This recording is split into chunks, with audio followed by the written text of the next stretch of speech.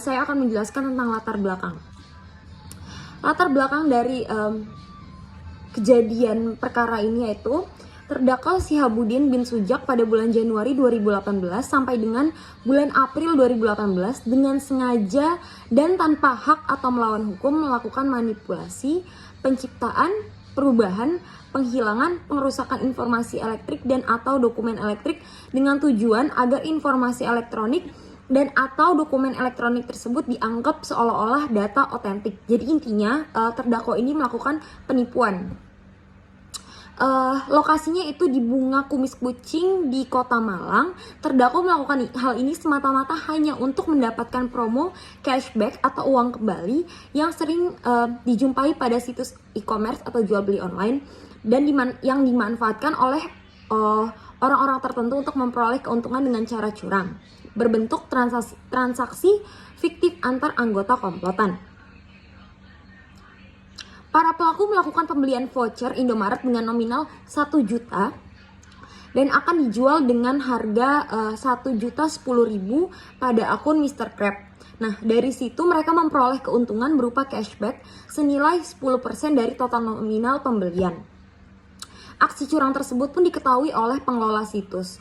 Akun Mr. Crab pun akhirnya dibekukan oleh pihak Tokopedia dan dilaporkan ke Polda Jatim. Dari tangan tersangka, polisi menyita sejumlah barang bukti berupa buku rekening bank, handphone, laptop, lalu 940 lembar voucher 50.000, 960 voucher 25.000 dan 100 lembar voucher 100.000. Jadi terdakwa ini melakukan orderan fiktif yang sebenarnya orderan itu dilakukan juga oleh anggota komplotan mereka hanya semata-mata agar mendapatkan cashback. Yang cashbacknya itu nanti akan kembali lagi ke mereka. Kurang lebih begitu latar belakang dari kejadian perkara ini. Terima kasih.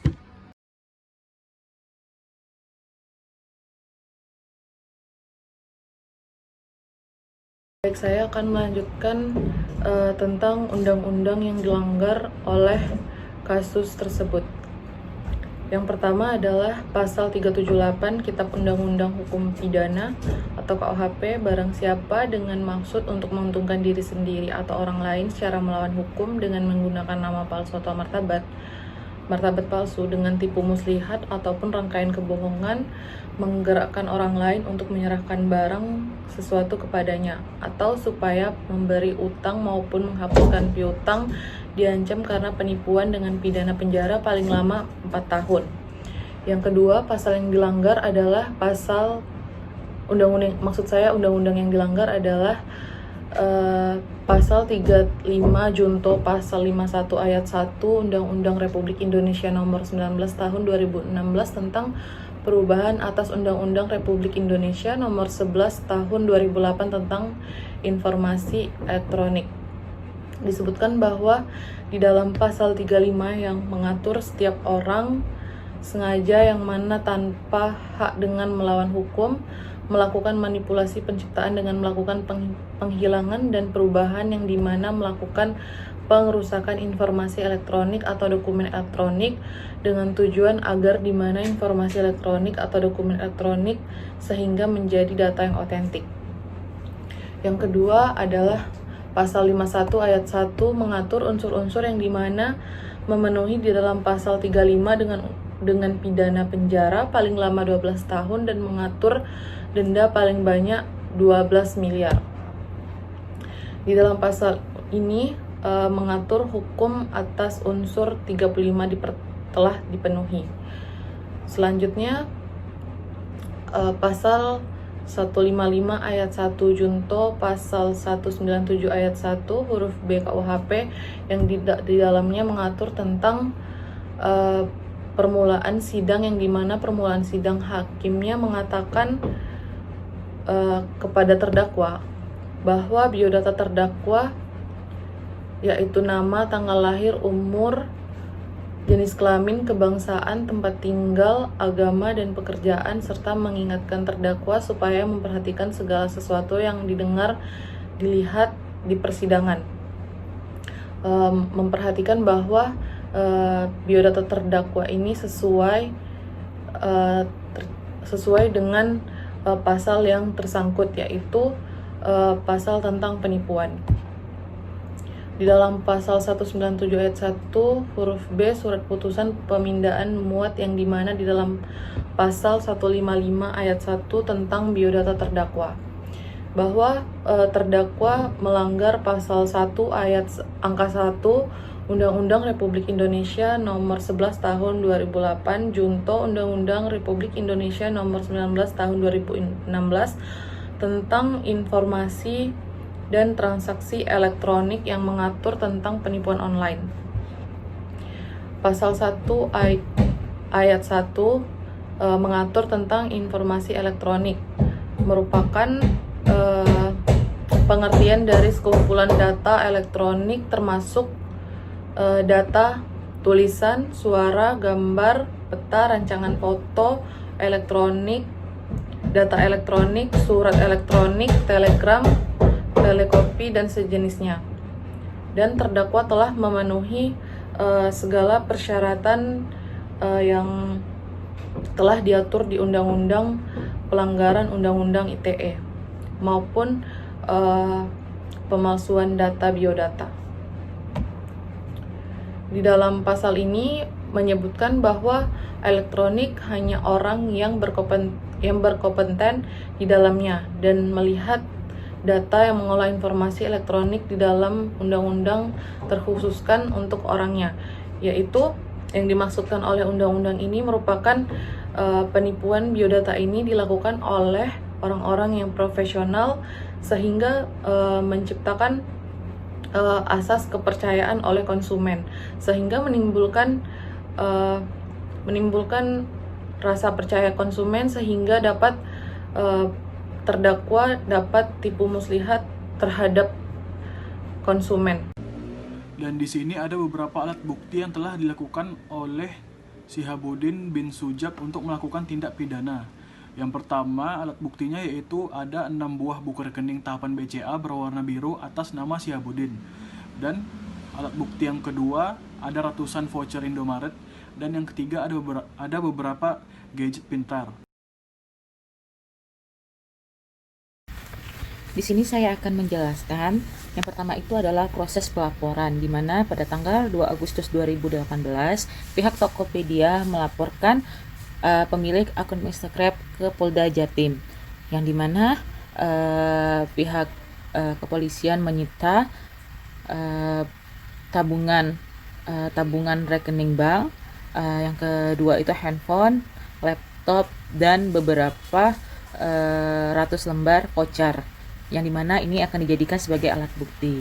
Yang kedua, saya akan menjelaskan tentang proses pemberian keterangan saksi, yang dimana di sini ada 14 orang saksi, yang diantaranya dari pihak Tokopedia, teman atau pemilik studio foto Eternity Digital, suami dari kelompok transaksi jual beli akun Mr. Krab, 4 dari pihak Gojek, 1 karyawan dari studio foto Eternity Digital, 3 dari grup kelompok yang melakukan transaksi jual beli di akun Mr. Krab, lalu 2 para ahli dari ITE dan para ahli pidana, 1 adalah saksi dari terdakwa sendiri. Menurut keterangan dari saksi Tokopedia, di sini terdakwa melakukan pembuatan akun sesuai dengan ketentuan dan tata cara yang ada atau persyaratan yang ada di Tokopedia, sehingga akun dari Mr. Krab tersebut diupload dan disetujui oleh Tokopedia, yang dimana pada saat itu Tokopedia sedang mengadakan cashback untuk para pelanggan atau pengguna aplikasi Tokopedia, yang dimana setiap melakukan transaksi pembelanjaan senilai 1 juta, maka mereka akan mendapatkan cashback senilai 10%, yang dimana cashback tersebut bisa dipergunakan lagi dengan dibelanjakan di Tokopedia. Nah, di dalam hal ini pada bulan April 2018 pihak Tokopedia mulai curiga terhadap akun original Mr. Krab, yang dimana pada awal Januari akun Mr. Krab hanya menerima orderan sebanyak 20 orderan voucher, dan pada bulan Februari akun Mr. Krab mendapatkan orderan sebanyak 1099 orderan voucher, dan di bulan Maretnya itu mendapatkan peningkatan yang sangat pesat sehingga membuat Tokopedia curiga, yaitu dengan orderan 13.480 orderan voucher, yang dimana hal ini membuat pihak Tokopedia mengalami keganjalan sehingga melakukan pelaporan. Nah, yang dimana di sini setelah melakukan pelaporan, nah pihak Tokopedia melakukan pembekuan terhadap akun Mr. Crab, dan dari informasi dari Tokopedia, kerugian yang dialami Tokopedia dalam transaksi akun Mr. Crab dengan teman-temannya yang melakukan transaksi jual beli voucher tersebut, total kerugian cashback dari Tokopedia itu adalah 1.705.355.696 rupiah, yang dimana seharusnya dana cashback ini diperuntukkan bagi masyarakat luas yang melakukan transaksi melalui Tokopedia. Tapi dana tersebut yang jumlahnya miliaran tersebut hanya dinikmati oleh pihak akun Mr. Crab dan kelompoknya. Menurut keterangan dari saksi kedua, yaitu teman dari terdakwa, pemilik studio foto Eternity Digital, di sini terdakwa hanya meminta izin untuk digunakan alamat beliau sebagai pengiriman paket. Tapi di sini saksi tidak tahu apa guna dari penggunaan alamat dari studio fotonya tersebut, dan tidak pernah mendapatkan atau diberikan keuntungan dari hasil cashback tersebut, sehingga pemilik atau saksi tidak tahu adanya indikasi cashback ini. Nah, tetapi saksi pernah mencoba untuk membuka amplop tersebut. Amplop tersebut ada logo Tokopedia dan alamat, tetapi di dalam amplop tersebut hanya berisi kertas kosong yang bukan berbentuk voucher. Nah, dan di amplop tersebut tidak ada dijelaskan keterangan bahwa penerima dari amplop tersebut itu siapa. Tetapi setiap pihak Gojek yang mengantarkan voucher tersebut selalu menyebutkan penerima dari pemilik voucher tersebut, yang dimana penerima itu tidak ada dan tidak pernah tinggal di studio foto Eternity Digital. Menurut keterangan dari suami dari kelompok akun Mr. Crab ini, suaminya tidak mengetahui kalau bahwa istrinya itu mempunyai atau bergabung dalam kelompok akun Mr. Crab ini dan melakukan transaksi jual beli manipulasi seperti ini. Tapi suaminya hanya mengetahui kalau istrinya mempunyai akun Tokopedia dan digunakan untuk melakukan belanja keperluan sehari-hari, dan jika istrinya mendapatkan cashback, yang dia ketahui cashback tersebut didapatkan dari pembelanjaannya keperluannya sehari-hari, dan jika istrinya mendapat cashback tersebut dibelanjakan lagi dengan membeli voucher pulsa, dan voucher pulsa tersebut dijual kembali. Menurut keterangan saksi dari 4 orang driver Gojek, di sini mereka hanya mendapatkan pesanan dari Gosen untuk menjemput paket Tokopedia ke alamat Jalan Kumis Kucing dan diantarkan ke alamat studio foto Eternity Digital nomor 14 Jalan Soekarno-Hatta di Kota Malang, yang dimana mereka setelah menjemput paket Tokopedia tersebut lalu mengantarkan ke alamat studio foto Eternity Digital, lalu meletakkan amplop tersebut ke dalam box merah. Nah, dan setelah melakukan transaksi itu mereka hanya disuruh untuk menyebut nama penerima dari amplop tersebut. Tetapi pada nyatanya pihak dari Gojek tersebut tidak pernah langsung bertemu dengan pihak penerima paket tersebut. Dan untuk pembayaran Gojek, pemilik akun Mr. Crab menggunakan GoPay sebagai pembayaran Gojeknya. Selanjutnya, keterangan dari saksi dari teman-teman atau kelompok dari transaksi jual beli akun Mr. Crab ini. Mereka di sini ada yang memang kenal dengan terdakwa, ada juga yang awalnya tidak kenal dengan terdakwa dan diiming-imingi untuk menjadi reseller. Nah, di sini mereka melakukan transaksi voucher tersebut, biasanya membeli voucher senilai 1 juta, dan dibayarkan 1.015.000 ataupun 1.030.000 sebagai untung dari akun Mr. Crab tersebut. Lalu setelah mereka melakukan transaksi jual beli, mereka biasa menggunakan alamat dari studio foto Eternity ataupun alamat dari kerabat mereka ataupun alamat asli mereka. Dan selain itu, setelah mereka melakukan transaksi pembelian voucher, mereka mendapatkan cashback dari pihak Tokopedia senilai 100.000, dan biasanya cashback tersebut mereka belanjakan lagi dengan membeli voucher ataupun voucher pulsa ataupun barang lainnya. Nah, di sini voucher tersebut mereka akan jual lagi ke orang-orang seperti voucher pulsa ataupun voucher belanja lainnya. Nah, di mana mereka melakukan transaksi tersebut dengan membuat akun lebih dari satu. Ada yang memiliki akun 300-an, 500-an hingga memiliki akun ribuan.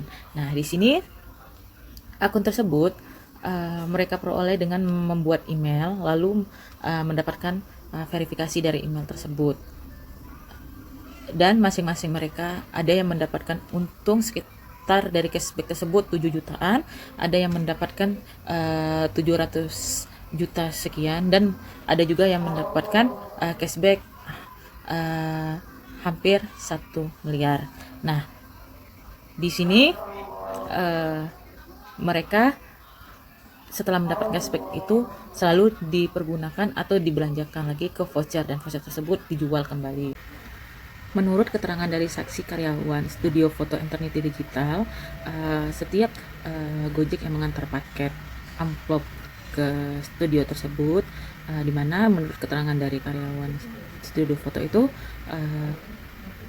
pemilik atau penerima dari amplop tersebut tidaklah tinggal di studio foto Eternity Digital, dan karyawan dari studio foto Eternity Digital pernah membuka amplop tersebut, yang dimana amplop tersebut di dalamnya tidak berisi voucher dan melainkan berisi kertas putih saja.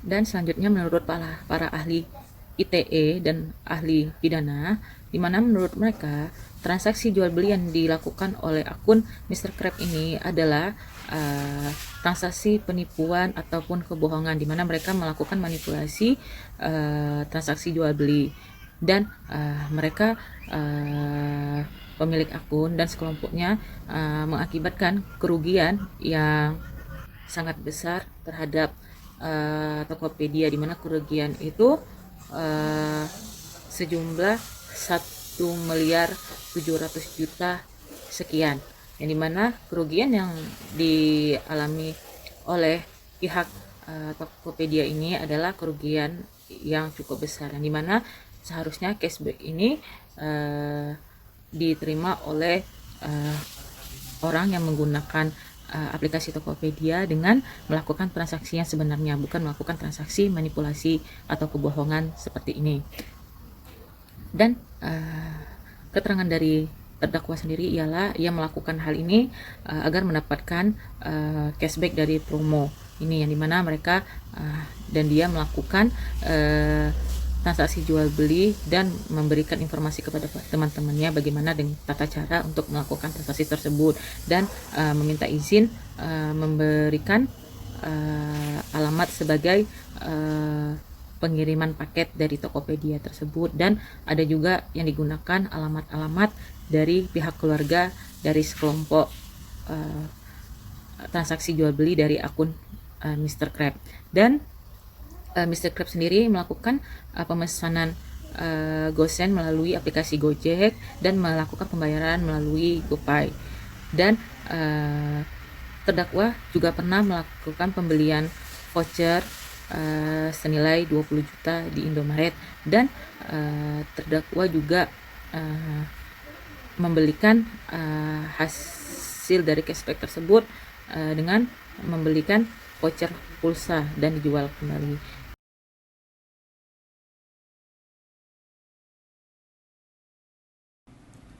Dan hasil putusan yang telah dibuat yaitu telah dinyatakan terdakwa Shihabuddin bin Sujat terbukti secara sah dan menyatakan bersalah melakukan tindak pidana dan dijatuhkan pidana penjara selama 4 tahun dan 6 bulan serta denda sebesar 10 juta rupiah dengan ketentuan apabila denda tidak dibayarkan maka diganti dengan pidana kurungan selama 3 bulan.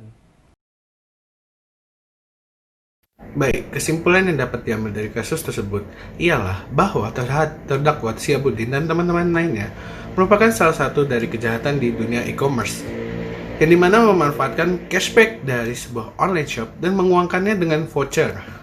Perbuatan yang dilakukan tersebut berujung pidana penjara sesuai dengan pasal yang dilanggar, yaitu pasal 35 Junto 51 ayat 1 Undang-Undang Nomor 19 tahun 2016 tentang perubahan atas Undang-Undang Nomor 11 tahun 2008 tentang Informasi dan Teknologi Elektronik atau disebut UU ITE, dan Undang-Undang Nomor 8 tahun 1981 tentang Hukum Acara Pidana serta peraturan perundang-undangan lainnya. Hukuman yang ditetapkan oleh majelis hakim yaitu pidana penjara selama 4 tahun dan 6 bulan dan denda sebesar 10 juta rupiah yang harus dibayarkan oleh terdakwa. Demikian presentasi dari kami. Kurang lebih mohon maaf jika ada salah kata. Terima kasih.